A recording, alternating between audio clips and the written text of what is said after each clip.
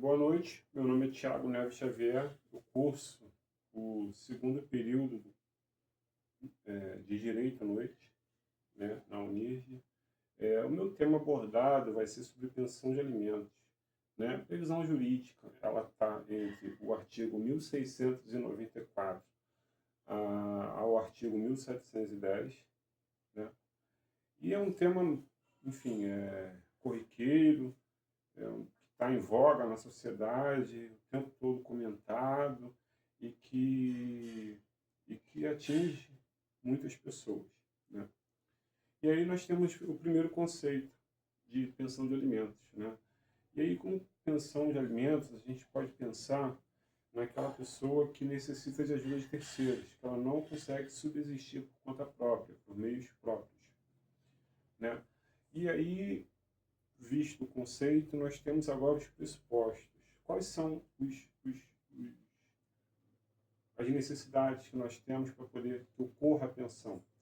Primeiro é que haja algum grau de parentesco, ou que seja um ex-cônjuge. Segundo é que o credor ele realmente necessite daquela ajuda. E o terceiro é que o devedor ele tenha a possibilidade de ir contribuir financeiramente para com aquele alimentado. Né? E aí nós, passado o conceito, o pressupostos agora, a gente pode classificar a pensão de alimentos em algumas etapas. Né? E aí nós temos a etapa da fonte, que tem a fonte legal, a fonte convencional e a fonte indenizatória. A fonte legal trata-se, num primeiro momento, de aquela fonte que pode decorrer a prisão civil por dívida. Normalmente é para o descendente, né, de primeiro grau ou até de segundo grau. Nós temos as convencionais, que pode decorrer de acordos, testamentos, contratos, e nós temos as indenizatórias, que decorrem de atos ilícitos, como, por exemplo, eu posso citar o motorista embriagado que acaba atropelando um pai de família, uma mãe de família que é responsável por terceiros, e aí ele passa a ser responsável por pagar uma pensão alimentar a esses terceiros. Né? Falado da fonte, agora a gente pode falar da extensão. A extensão, ela nada mais é do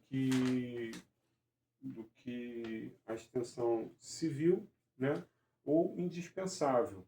A civil é para poder manter o padrão do alimentado. E é indispensável é para poder manter a subsistência, o mínimo para aquele alimentado sobreviver, conseguir se manter. E aí nós podemos ter uma terceira classificação que é relacionada ao tempo. E aí nós começamos com o pretérito, né, que retroage até 2 anos, né, e isso é com o trânsito julgado do acordo, a pensão presente e a pensão futura, né, para poder resolver pendências que ficaram serem resolvidas. E aí, como quarta classificação, nós temos, o meio próprio, né, que é a alimentação própria, que é através de hospedagem, alimentação, plano de saúde, ou a imprópria, que normalmente é baseada num plano, no salário mínimo, né? Valores relacionados à parte do salário mínimo, à inteireza do salário mínimo, enfim, o juiz vai basear nesses valores. E a quinta classificação que nós podemos falar da finalidade. A finalidade, ela pode ser uma finalidade civil, legal, de pagar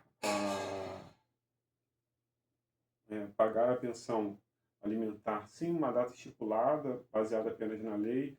Exemplo, até 18 anos, mas caso o descendente faça um nível superior, se estende mais um pouco. Nós temos as provisórias, que são baseadas na Lei 5.068, né, que são alguns casos específicos. Nós temos as provisionais, que normalmente não seguem um rito pré-estabelecido. E nós temos também a transitória, que tem uma data para começar e tem uma data para acabar, né, enquanto perdurar aquela necessidade do alimentado, né? Então, foi esse um pouco de conhecimento que eu consegui trazer sobre pensão de alimentos, né?